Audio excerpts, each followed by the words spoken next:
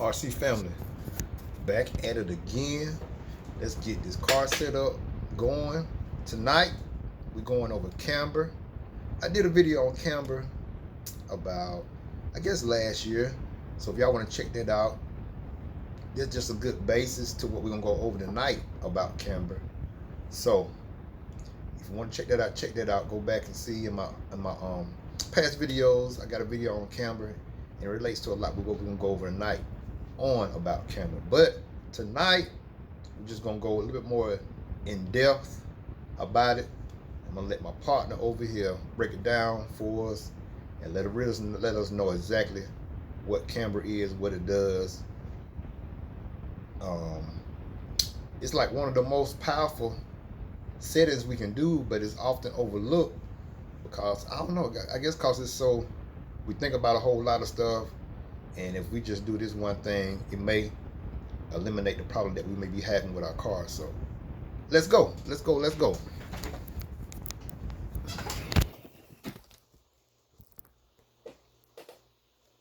Here we go.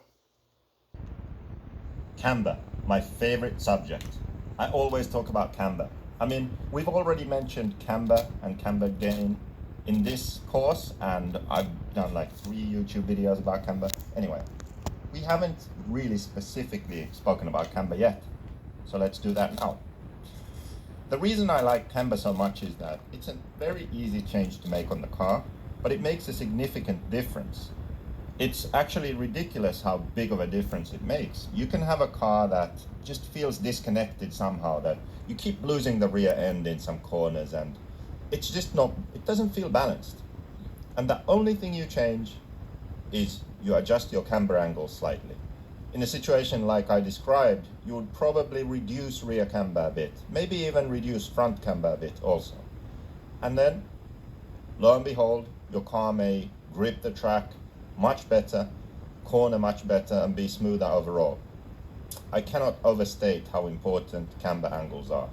Many times when you go out on the track, you feel like your car isn't quite there. The only thing you actually need to adjust is camber, but we tend to overlook that and go and adjust something bigger on the car. Anyway, what the hell is camber?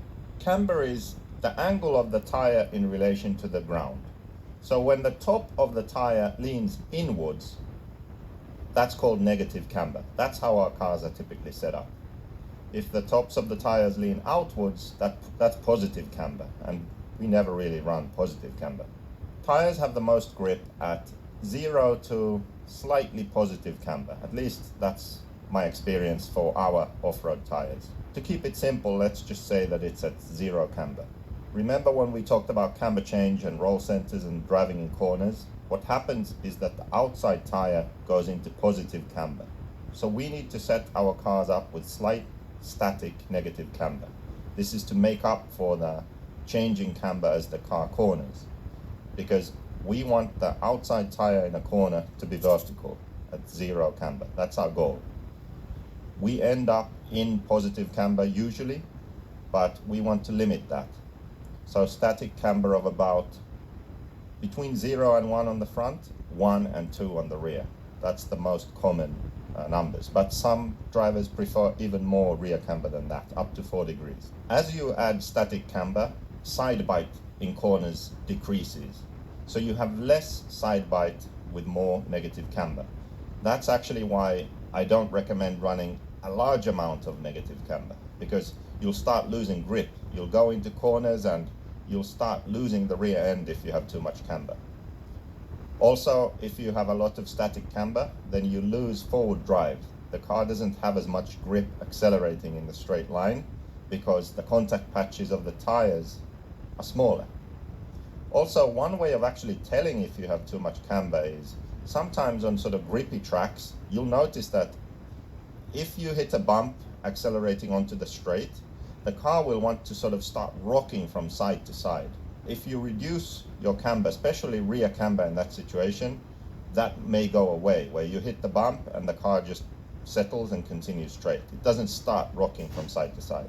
So when you have too much camber, you can find that it starts doing that.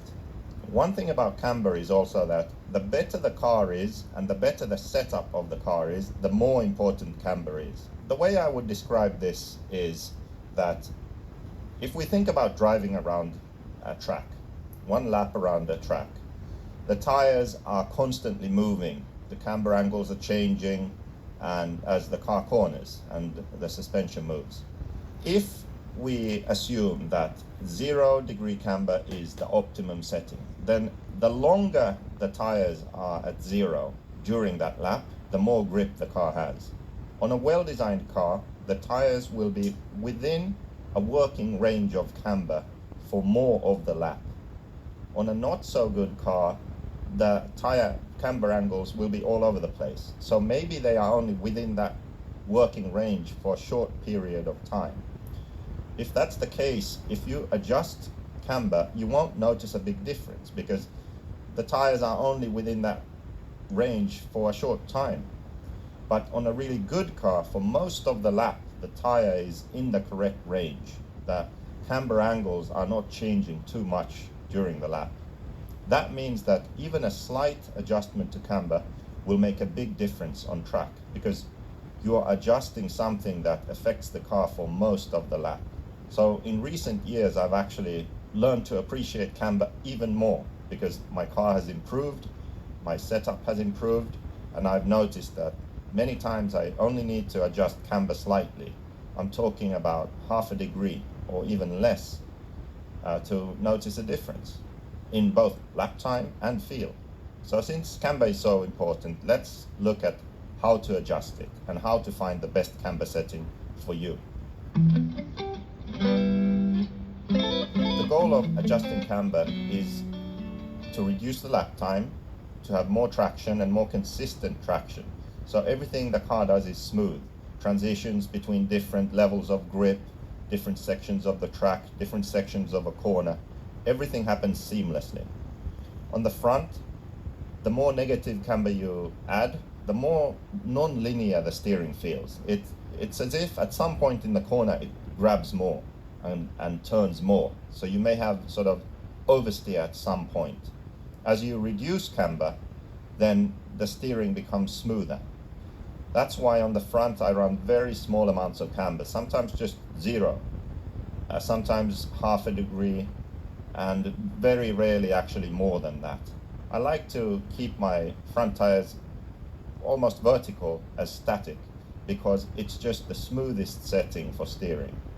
I feel that there's this certain point that's the best and smoothest, and if you add camber or reduce camber from that point, it will just be worse. So you have to find that sweet spot for the front end camber. For the rear, what I do is I tend to run as little camber as I can get away with. And the reason is that that will offer the best grip for me. When you have too much camber, like I mentioned, hitting a bump, accelerating, sometimes the car starts rocking from side to side, trying to settle. And the other thing is that you might lose grip suddenly in a corner. If you have too little camber, you also lose grip, but it's different. You have to learn to notice that yourself. So in a corner, what will happen is you'll sort of grip, and you can tell that, okay, something's gonna happen. You can feel that the traction you're having isn't smooth. The grip is sort of increasing and starting to give, and then finally it gives. So with too much camber, it just snaps around, like the rear will just snap around quick. With too little camber, there's some warning. You can tell that it's beginning to give, and then it swings around. So neither is good. You want to find the sweet spot also for the rear camber. How do you do that? Well, there are a few ways. The first way to adjust camber is the one that most of us use. It's trial and error. You just start adjusting and see how it feels. But you need to do next level trial and error.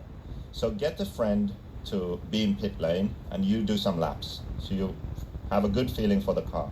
Then come in and have your friend adjust front camber. So add more camber, for example. So typically on the turnbuckles we have, if you have a 4-sided turnbuckle, you turn one flat spot, for example, so 90 degrees. And when you start being closer to it, you don't want to turn that much actually. So just turn 45 degrees, so halfway. After you do this, so you add camber first, then when you can notice that it's getting worse, then you reduce. Okay, it gets better, you reduce more, again better, reduce more. Now it's getting worse again, you go back a bit, so you find the best setting for the front. Then you do the same thing for the rear.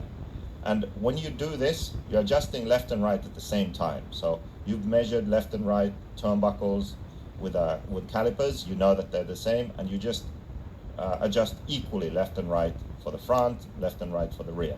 And you find the best setting. Then after that, you measure everything and note it down like, okay, this was my best setting with these tires, this setup, this track. Because the tires affect the best camber, the traction level affects the best camber, the rest of your setup affects the best camber. So keep notes of what you end up with. That's a really good way to adjust camber, but it takes some effort and some time, and it really helps if you have someone to help you do this. Another way to adjust camber is to temp your tires. Now, I've never seen anyone else do this, but it's actually a great way, and in full-scale racing they do this. So what you do is you run your car, and then you pull in the pits, and you use your temp gun used for your engine, but you temp the tires. So a few different spots on the outside edge of the tread, then the inside edge of the tread. And what you want to do is you want to match the inside temps to the outside temps. So if the outside edge of the tire is cooler than the inside, then you're running too much camber, so reduce camber a bit. If the outside edge of the tire is warmer than the inside, then you're not running enough camber, so add some negative camber. So do this and try and match the inner and the outer temperatures on each tire. Now this will result most of the time in slightly different camber left to right, which isn't really a good thing, but do this experiment and try. Don't go way off having different camber left and right, because it will create some problems just because you want the car to go straight and turn equally left and right, but slight variations are fine. So use this method and get it to within like 1 degree. You can even try and match it exactly like within a couple of tenths. You will notice a difference on track. Crazy story about this method. I was in Italy. I'd been testing for a few days already, so I had my lap times down, my 5-minute runs, everything was good, my car was working good. And then I had my friend adjust my camber in this way, that he would temp the tires. I'd pull in the pits, temp the tires, adjust. I know this sounds ridiculous and hard to believe, but I actually, doing this method, I lowered my best lap by 0.8 seconds. Now, I couldn't believe it myself either, but have faith in your camber settings, seriously. It's a big deal. Most of the time, it's about 0.2 to half a second a lap if you really get your camber settings good. It's crazy how big of a difference this makes. Seriously, am I getting through to you? Okay, the third way to adjust camber. This is good if you are on a track with really high grip and high tire wear, because you're looking at tire wear. So look at the tread pattern of your tires and see how it wears out. Is it wearing out evenly? The inside and outside pins are wearing pretty evenly, and the middle of the tire is what's getting bald first. When you start getting bald patches, where does that start? Is it right in the middle, or to the inside or outside? If your tires are wearing out more to the inside, you're running too much negative camber. If your tires are running too much to the outside, then you aren't running enough negative camber. This method, you sort of want to combine it also with the feel of the car, because sometimes I've noticed that the car actually works best when the tires wear out a bit more to the outside.